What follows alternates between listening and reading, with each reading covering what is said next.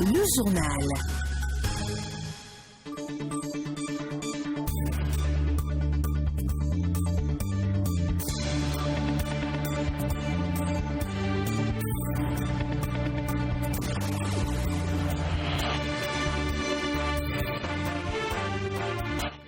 Mercredi 12 mars, la session de l'information sur la 102.3. Bienvenue à toutes et à tous. Les titres.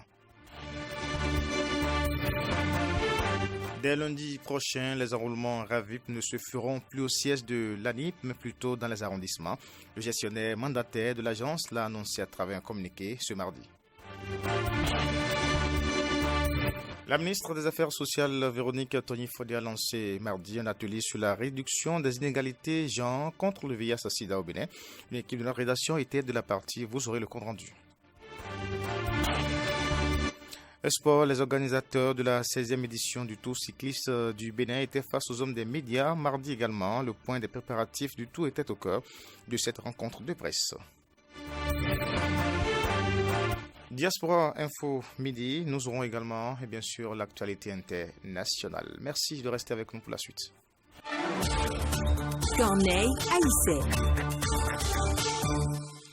On ouvre cette édition par la célébration du 11 mai. L'artiste ne meurt pas, dit-on, après 36 ans de les Rastafari.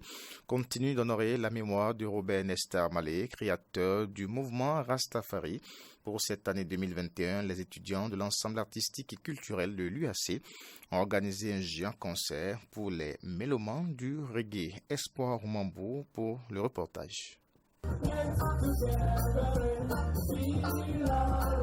C'est à ce rythme qu'a vibré l'université d'Abomey-Calavi au cours de cette soirée qui célèbre le créateur du mouvement Rastafari, Robert Nesta Marley. Cet énième spectacle du 11 mai est organisé par l'ensemble artistique et culturel des étudiants de l'université d'Abomey-Calavi. Une célébration exempte de consommation de stupéfiants. Depuis 3 ans ou 4 ans, nous organisons un concert reggae sans tabac. Un concert reggae où on s'est dit il faut appeler la jeunesse à la conscience. Et là on s'est dit il faut faire quoi dans le temps. Nos aînés ont dit il faut faire un 11 mai sans tabac. Et que le 11 mai que nous organisons n'est pas une excuse de dérapage.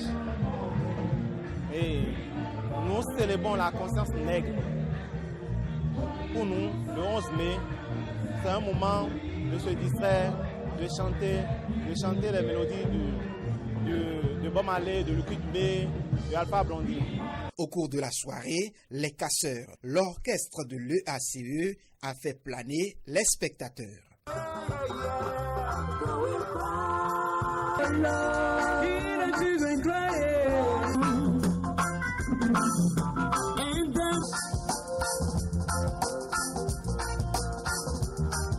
Venus nombreux soutenir leurs jeunes frères, les anciens de l'EACE sont heureux du résultat. Je suis comblé de joie, je suis vraiment ravi de ce que j'ai pu observer. Donc ce que moi j'ai observé aujourd'hui, 20 ans après mon départ, c'est que tout se déroule bien et on ne peut qu'en être fier. J'éprouve un sentiment de fierté dans la mesure où il y a cela 23 ans, bientôt un quart de siècle, que nous avons été membres de cet ensemble. Et aujourd'hui, dans les responsabilités qui sont les nôtres, nous notons que la flamme est maintenue et que les jeunes, avec la prestation que nous venons de voir, sont à la hauteur et peuvent prendre part au concert d'autres orchestres aussi talentueux de la place ou d'ailleurs.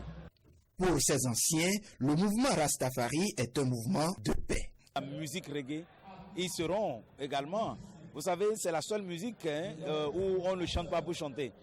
Nesta, Bob Marley, message de paix.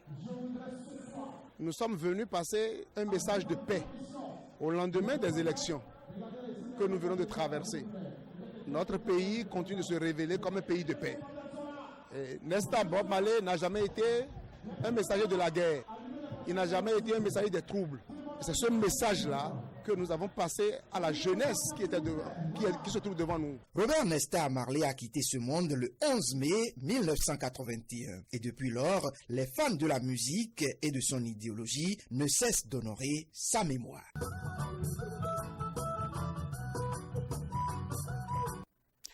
Ambiance reggae raga ce 11 mai à l'université d'Abomey-Calavi. Cette édition se poursuit. Les enrôlements au RAVIP ne se feront plus au siège de l'Agence nationale d'identification des personnes à NIP, mais plutôt dans les arrondissements de la commune de Cotonou. Il s'agit d'une décision du gestionnaire mandataire de la NIP, Cyril Goubedji. Il a fait savoir par un communiqué en date du mardi 10 mai 2021. Selon le communiqué, cette nouvelle mesure vise à améliorer le service offert à la population et à décongestionner le siège de l'ANIP. Cette nouvelle décision prend effet à partir du lundi 17 mai 2021 dans les arrondissements et du mercredi 19 mai 2021 dans les ministères. Il est à noter que le coût de certification d'identification personnelle passe de 2500 francs à 1500 francs non plastifiés ou 2800 à 1800 plastifiés. On parle maintenant environnement. Le ministre du cadre de vie et du développement durable a animé un point de presse dans l'après-midi de ce mardi 11 mai face aux hommes des médias. José Didier Tonato a apporté des clarifications sur l'opération de libération des occupations illégales de la plage de Fidjurosset jusqu'à Dunkor. Voici un extrait de ses explications au micro Diaspora FM de Carlo François Rombodirento. Le gouvernement est dans une démarche ayant de la suite dans les idées, dans une démarche conséquente d'aménagement et de protection du littoral béninois. Nous avons fait la protection côtière, je l'ai rappelé, à coût de dizaines de milliards à Cotonou, Cotonou-Est. À Vlekete, c'est fini. À Grand Popo, ça va commencer. Et si on cumule tout ça, nous avons dépensé plus de 200 milliards de nos francs pour mettre à l'abri le territoire du Bénin contre l'érosion côtière. La deuxième étape, et c'est ça qui rend intéressant la protection côtière, c'est qu'elle n'est intéressante vraiment que si elle débouche sur un aménagement balnéaire qui favorise le développement du tourisme. D'où l'installation de lacs marins à Akpakwa-Donatin, à Cotonou-Est, d'une façade de lac marin de 5 km à Vlekete, et bientôt des aménagements au droit de l'embouchure, la bouche du roi à Grand Popo, tout cela dans l'intérêt du tourisme. Depuis pratiquement 4 ans, 350 brigadiers travaillent à nettoyer et à sécuriser cette plage-là. Pour développer le tourisme, pour embellir davantage et pour rendre plus durable la protection côtière, il était important de repeupler cette plage-là par l'espèce végétale qui y prospère le mieux, la cocotteraie. Voilà pourquoi aujourd'hui le gouvernement a importé plus de 500 000 plants de cocotiers sur une façade de plus de 9 km qui seront plantés de part et d'autre de ce que nous appelons tous la route des pêches. Nos parents sont informés depuis 4 ans. Chaque année, nous revenons leur parler. C'est dans l'intérêt du développement de notre pays. Voilà pourquoi, dans l'intervention qui démarre le 14 mai, nous avons été instruits pour faire à l'intérieur de cette opération un aménagement, j'allais dire, social.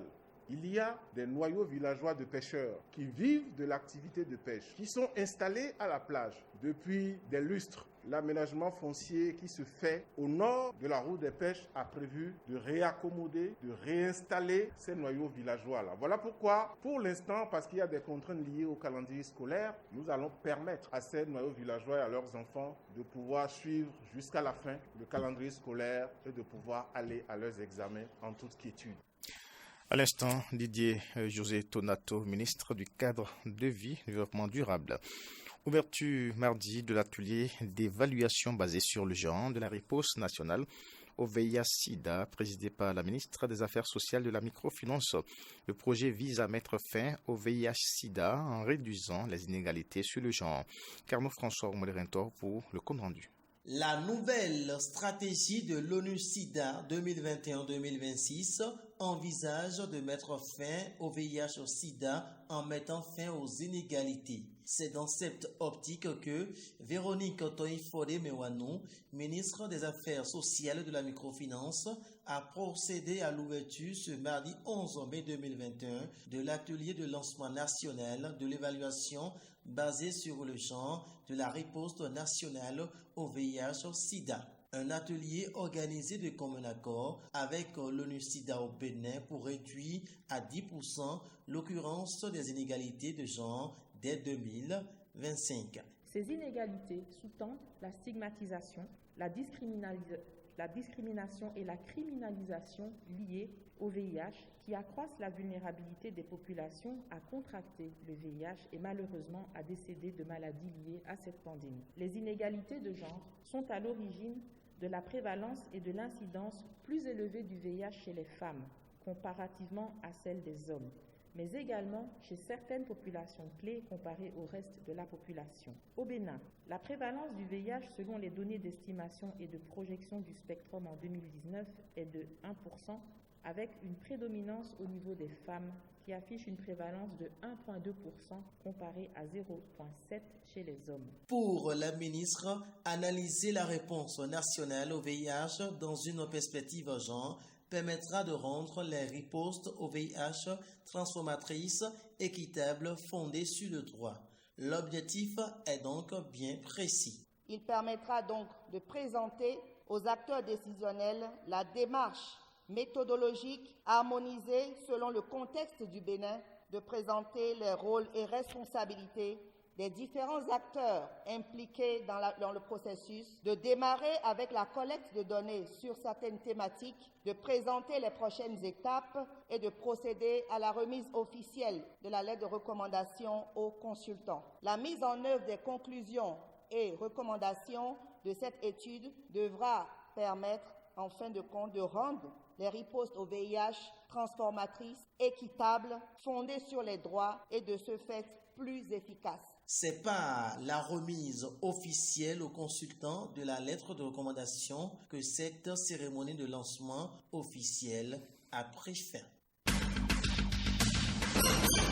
Le dimanche 23 mai prochain, le PRD convie ses dirigeants et militants à une grande réception pour la célébration de la victoire du président Patrice Talon et de sa colistière Mariam Tchabi Talata Zimé. C'est l'une des décisions prises par la direction exécutive nationale du parti à l'issue de sa réunion du mardi dernier pour la DNE. Les militants PRD méritent cette jouissance dans une ambiance de convivialité pour avoir répondu à l'appel de mobilisation du parti lors de ces élections. Il faut souligner que la date choisie par le PRD pour sa fête coïncide avec la cérémonie de prestation de serment de Patrice Talon pour un second mandat. La réception du PRD interviendra donc après la cérémonie de prestation de serment prévue pour se dérouler à Porto Novo. On poursuit avec les brèves. Le régisseur de la prison civile de Cotonou, Oru, à Point Samadou, a été relevé de ses fonctions. La nouvelle a été annoncée à travers une note du directeur de l'agence pénitentiaire du Bénin ce mardi 11 mai 2021. Pour l'heure, les raisons de son limogeage ne sont pas encore officiellement connues, mais selon certaines indiscrétions, il aurait accordé des faveurs à certains détenus, contrairement à ce qu'exige la loi. Il devrait passer service mardi à 18h après 6 mois à la tête de ce centre pénitentiaire.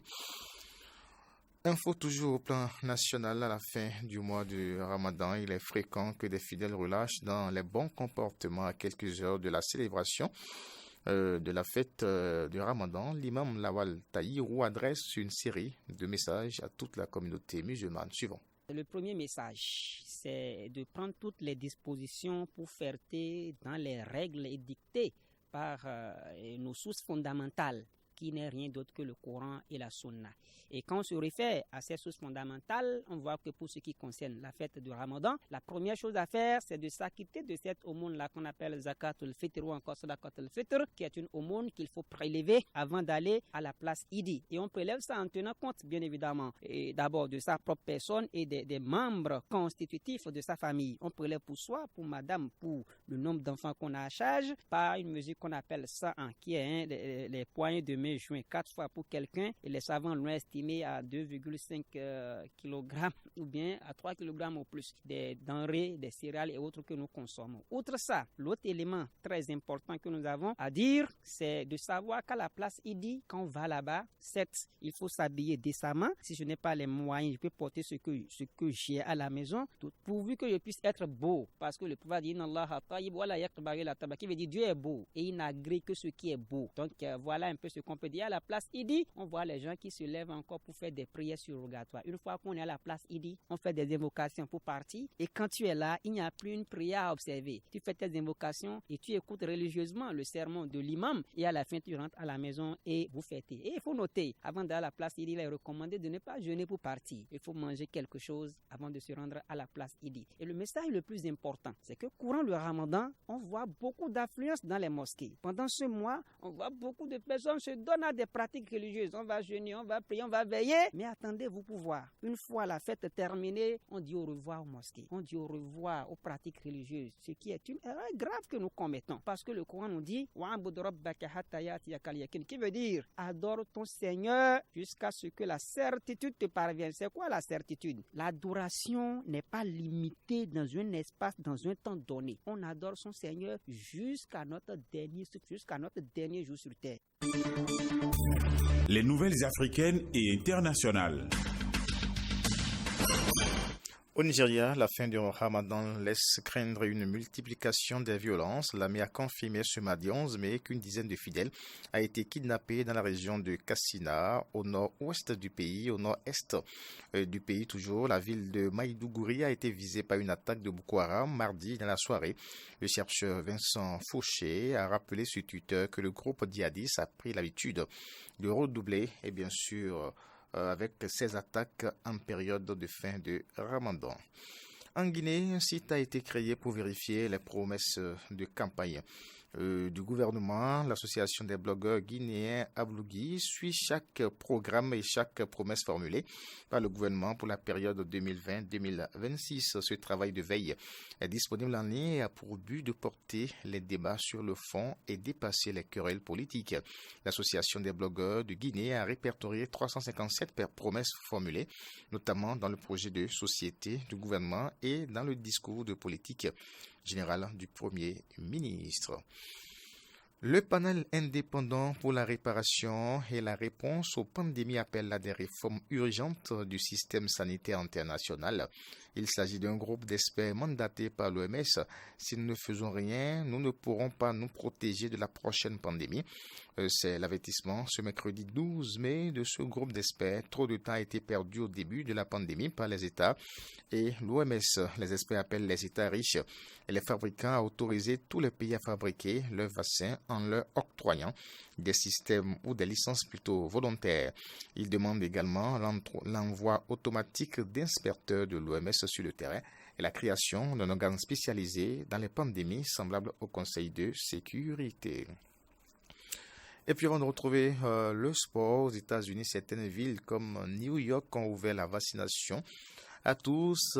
Il n'est désormais plus nécessaire de prouver que l'on réside sur le sol américain, ce qui doit permettre de vacciner tous les sans-papiers ou les personnes en situation irrégulière, mais qui engendre aussi un nouveau phénomène, le tourisme médical, avec la possibilité pour ceux qui s'y rendent de se faire vacciner.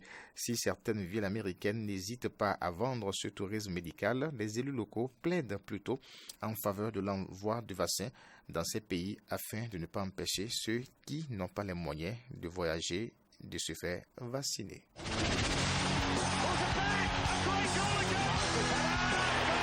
Tout le sport. Cyclisme au Bénin, 2 ans après son interruption, la 16e édition du Tour cycliste international faire son comeback du 17 au 22 mai 2021. Une conférence de presse a été organisée mardi en prélude à l'événement par les organisateurs. Frédéric Espoir-Mambo pour le compte rendu. Pour ce 16e tour cycliste international du Bénin, le départ sera donné à Djoub, avec une cinquantaine de coureurs venus de plusieurs pays de la sous-région pour courir une distance totale de 632 km. Le nombre de pays participants. Nous aurons le Bénin avec 2 équipes, une équipe A, une équipe B, qui sont en ce moment entre Bokoumbe Natitengu et Djougou. Ils s'entraînent déjà sur place. Eux, ils ne reviendront pas au sud. Nous allons les rejoindre là-bas. Ils sont déjà sur place. Nous aurons le Burkina, nous aurons la Côte d'Ivoire. Le Nigeria sera de la partie. Le Niger sera de la partie. La RDC sera de la partie. Le Sénégal aussi sera de la partie. Cette 16e édition du Tour cycliste du Bénin intervient en pleine période de Covid-19 et là-dessus, des dispositions hardies sont prises. Nous allons essayer de créer une bulle Covid, c'est-à-dire que les coureurs, une fois la course terminée, seront protégés et par rapport au public. Et quand ils rentrent dans leur camp, parce qu'en arrivant au Bénin, ils auraient fait un test Covid en arrivant, et en repartant, ils feront un test Covid parti. Mais après, ils rentrent dans une bulle de protection où, là où ils seront logés, nous ne voulons pas avoir de visiteurs, nous allons les protéger après la course. Et le port de masque est obligatoire. Au-delà de tout, les organisateurs entendent rendre populaire à tous égards les différentes étapes en apportant du bien-être sur l'ensemble du parcours aux populations. Ce sport qui est un sport probablement un des seuls sports qui va au contact du public. Ce n'est pas le public qui doit faire le déplacement, c'est le vélo qui vient devant les fenêtres du public. Donc c'est un sport extrêmement populaire et je sais que cette année, la caravane du Tour va être populaire dans tous les sens du terme. Elle sera populaire parce qu'elle attirera la foule et je crois qu'elle sera populaire parce qu'elle va aussi distribuer de nombreux lots et gadgets et à chaque étape, les sponsors que nous sommes participeront à l'embellissement de la vie des populations au travers de carpodium avec des fêtes, avec de la joie, de la musique et de la bonne humeur. Voilà. Rappelons que des 6 étapes à courir, 3 sont en circuit fermé. Il s'agit notamment des étapes de Parakou, de Porto Novo et de Cotonou. Autre info sport, mais cette fois-ci hors du Bénin, la Fédération congolaise de football FECOFA a annoncé ce lundi 10 mai que les anciens milieux de terrain Claude Makelele et Roger Itoto ont été nommés ambassadeurs du foot congolais. Dans le même temps, elle a assuré que l'ex-capitaine de l'équipe nationale Chabani Nonda serait le conseiller du président de la FECOFA et que Montoubile Santos serait celui du futur sélectionneur des Léopards, un poste qui semble promis à Roland Corbis, mais le Français a indiqué que rien n'était fait. Et la Confédération africaine de football a procédé au tirage au sort des qualifications pour la prochaine Coupe d'Afrique des Nations féminines CAN 2022. C'était ce 10 mai 2021 au Caire. Cette CAN 2022 sera qualitative pour la Coupe du Monde 2023 en Australie et en Nouvelle-Zélande.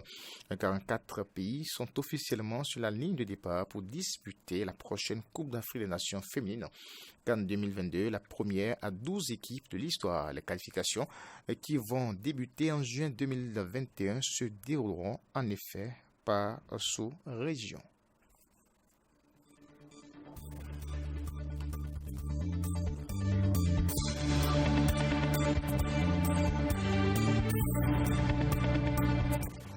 Mesdames, Messieurs, c'est la fin de cette édition. Emmanuel Boudielou à la mise en onde des Corneilles haïtiens. Au micro, restez avec nous pour la suite. Dans un instant, on vous retrouve pour Réalisation à l'actualité.